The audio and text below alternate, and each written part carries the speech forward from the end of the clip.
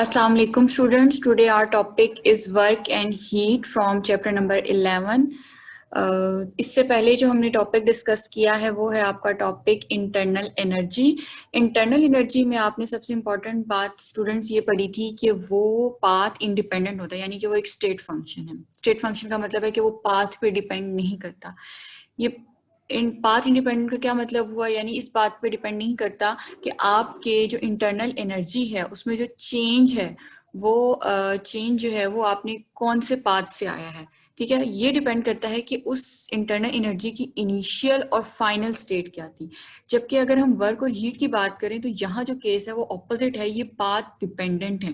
तो इसको हम डिटेल में पढ़ेंगे कि किस तरह से हैं। तो सबसे पहले स्टूडेंट्स आप लोगों ने देखा कि यहाँ पर जो है वो आपको बताया गया है कि वर्क और हीट जो है वो आपके दोनों ही हीट को एनर्जी को क्या करते हैं, ट्रांसफर करते हैं किसी भी तरीके से। ठीक है, यानी वर्क और हीट जो है वो दोनों किस चीज को ट्रांसफर करते हैं, एनर्जी को ट्रांसफर करते हैं। तो स्टूडेंट सबसे पहला जो आइडिया था, जो कंसेप्ट था, यानी कि जो नेचुरली प्रोसेस था वो ये था कि हमने एक स्टीम इंजन बनाया था। तो एक स्टीम इंजन में क्या था कि वो जो स्टीम थी यानी कि जो हीट थी वो इंजन के अंदर एंटर की जाती थी और वो फिर मूव करता था, यानी कि हीट को एंटर किया जाता था और वर्क आप उससे लेते थे, आप उससे करवाते थे सिस्टम से। यानी कि सिस्टम में हीट का एंटर होना और सिस्टम से वर्क करवाना या सिस्टम का वर्क करना, ये दोनों एक नेचुरल प्रोसेस है और ये दोनों पॉजिटिव हैं। अगर हम इसके ऑपोजिट बात करेंगे तो वो क्या होगी, नेगेटिव। फॉर एग्जांपल जब हम ये कहते हैं कि हीट एंटर हो रही है सिस्टम में, तो मैंने अभी आपको बताया कि हीट का सिस्टम में एंटर होना एक नेचुरल प्रोसेस है, तो ये पॉजिटिव होगा। और उस हीट के एंटर होने पर आप उससे वर्क ले रहे हो सिस्टम से, तो work done by the system, system work कर रहा है किस पर, सराउंडिंग्स पर, तो ये भी एक नेचुरल प्रोसेस है, ये क्या होगा, पॉजिटिव। इन दोनों के ऑपोजिट बातें क्या हो जाएंगी, नेगेटिव। यानी अगर आप हीट एंटर की बजाय हीट क्या कर रहे हो, हीट उस सिस्टम से निकाल रहे हो, उस सिस्टम से एक्सट्रैक्ट कर रहे हो, तो ये नेचुरल प्रोसेस के ऑपोजिट काम हो रहा है, तो इसलिए ये क्या होगा, नेगेटिव। सेम इसी तरह से अगर आप वर्क डन कर रहे हो किसके ऊपर, सिस्टम के ऊपर, बजाय इससे कि आप वर्क लो, जो कि एक नेचुरल प्रोसेस है, आप सिस्टम पर खुद वर्क कर रहे हो, तो ये क्या कहलाएगा, ये नेगेटिव कहलाएगा, क्योंकि नेचुरल प्रोसेस के क्या है, ऑपोजिट है। ये चारों पॉइंट्स बहुत ज्यादा इंपॉर्टेंट है, इनको अच्छे तरीके से देखिएगा। यही बात आपकी टेक्स्ट बुक में इस तरह से बताई गई है कि देखिए यहाँ पर जो है वो ये सिस्टम है और सिस्टम में हीट को एंटर कर रहे हैं। तो अभी मैंने आपको बताया सिस्टम में हीट का एंटर होना एक पॉजिटिव बात है, तो ये पॉजिटिव होगा, the heat is enter into the system is taken as positive. और अगर आप हीट को एंटर करवाने के बाद उससे वर्क ले रहे हो, सिस्टम वर्क कर रहा है सराउंडिंग के ऊपर, तो इसका मतलब है कि ये भी क्या है, पॉजिटिव। और अगर हम सिस्टम से हीट निकाल रहे हैं तो वहां पर क्या होगा, वो नेगेटिव। और अगर हम सिस्टम से वर्क लेने की बजाय सिस्टम पर वर्क कर रहे हैं तो ये भी क्या होगा, नेगेटिव। तो ये बात जो है वो आपकी बुक में इस तरह से बताई गई है। बस याद रखने का आसान तरीका ये है कि सिस्टम के अंदर हीट का एंटर होना और उस सिस्टम से वर्क का लेना, ये दोनों नेचुरल प्रोसेस हैं, ये दोनों पॉजिटिव होंगे। इनके ऑपोजिट अगर होगा तो वो क्या होंगे, नेगेटिव। इसको आप समझते हैं इस तरह से कि जैसे कि आपने यहाँ पर लेना है कि एक्सप्लेनेशन, आपने उसको एक्सप्लेन करना है। तो हम यहाँ पर एक गैस सिलेंडर ले लेते हैं। यहाँ पर आपने एक क्या करना है, एक सिलेंडर है गैस का, उसको आपने कंसीडर कर लिया और ये जो आपको नजर आ रहा है ये इसके अंदर गैस के मॉलिक्यूल्स हैं और ये जो हैं ये पिस्टन है जिसका एरिया ए है। ये आपका फ्रिक्शन लेस है और मूवेबल है, यानी ये मूव कर सकता है। ठीक है, तो ये गैस के मॉलिक्यूल्स हैं, ये गैस का जो है वो आपको वॉल्यूम हो गया। और यहाँ पर ये जो गैस के मॉलिक्यूल्स हैं ये पिस्टन के ऊपर क्या करेंगे, फोर्स एक्सर्ट करेंगे। तो यहाँ पर आपने एक हाई टेम्परेचर रिजर्वायर ले लिया, जब आपने उसको टेम्परेचर के ऊपर रखा तो उससे गैस के मॉलिक्यूल्स की आप देखें कि रैंडम मोशन कितनी ज़्यादा इंक्रीज हो गई। और आपको पता है कि जब टेम्परेचर इंक्रीज होता है तो टेम्परेचर डायरेक्टली प्रोपोर्शनल किसके होता है, absolute average translational kinetic energy के। ठीक है, तो जब एवरेज ट्रांसलेशनल काइनेटिक एनर्जी के डायरेक्टली प्रोपोर्शनल होगा तो गैस के मॉलिक्यूल्स की काइनेटिक एनर्जी बढ़ेगी। तो प्रेशर जो है वो इंक्रीज हुआ था और ये प्रेशर और ये फोर्स क्या करेंगे, पिस्टन के ऊपर वर्क करेंगे और पिस्टन क्या करेगा, मूव होकर जब ऊपर जाएगा तो फिर प्रेशर दोबारा से क्या हो जाएगा, डिक्रीज। यानी कि जो प्रेशर पहले इंक्रीज हुआ था वो अब डिक्रीज हो गया, तो यानी कि प्रेशर कांस्टेंट हो गया। तो यहाँ पर अब आपका ये पिस्टन जो है वो मूव कर रहा है। तो आप देखें कि पहले जो गैस का जो वॉल्यूम था वो कितना था और अब जो है वो गैस का मॉलिक्यूल्स कितने, गैस का जो वॉल्यूम है वो कितना ज़्यादा हो गया। क्लियर हो गया यहाँ तक? तो अब यहाँ से देखें कि यहाँ से हम मेंशन करेंगे कि यहाँ पर जो है वो पहले गैस के सिलेंडर का जो वॉल्यूम था वो इतना था और फिर उसके बाद जो है वो वॉल्यूम में इतना चेंज आया है। तो यानी कि जो चेंज आ गया वो आपका हो गया V प्लस डेल्टा V यहाँ पर। और कब इतना चेंज आया? जब आपका जो पिस्टन है उसने डेल्टा Y का जो डिस्टेंस है वो कवर किया है। ठीक हो गया? तो ये सब बातें जो है वो यहाँ पर लिखी हुई हैं कि आपने गैस एनक्लोज सिलेंडर कंसीडर करना है जिसका पिस्टन क्या है, मूवेबल है और फ्रिक्शन लेस है, उसमें कोई फ्रिक्शन नहीं है, वो आसानी से मूव कर सकता है। और आपने देखा था कि उस पिस्टन का जो एरिया था वो A था और वॉल्यूम कितना था, V था। और उस सिस्टम पर जो गैस के मॉलिक्यूल्स ने जो प्रेशर एक्सर्ट किया था और प्रेशर जो है वो गैस की मॉलिक्यूल्स उस सिलेंडर के अंदर जिसमें पड़े हुए थे उसकी वॉल पर भी एक्सर्ट कर रहे थे। तो यहाँ पर जो वर्क डन किया पिस्टन ने वो हम फाइंड आउट करेंगे in terms of thermodynamics variable.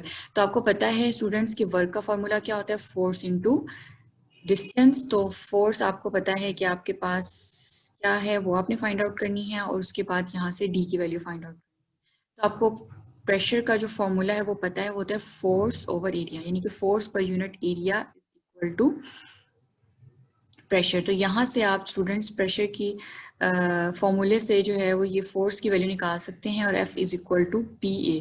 जबकि यहाँ पर जो आपके पास डिस्टेंस है वो आपने देखा कि किस तरह से गैस के मॉलिक्यूल्स पिस्टन ने जो है वो वर्टिकल डिस्टेंस कवर किया। तो ये आपने उसको रिप्रेजेंट कर दिया डेल्टा वाई से। तो D की जगह डेल्टा वाई पुट कर दिया और F की जगह आपने पुट कर दिया PA। तो यहाँ से आपको पता चल रहा है कि A डेल्टा वाई क्या है, A आपका है लेंथ विड्थ और डेल्टा वाई क्या है, हाइट। तो length into width into height आपके पास क्या हो जाएगा, वॉल्यूम।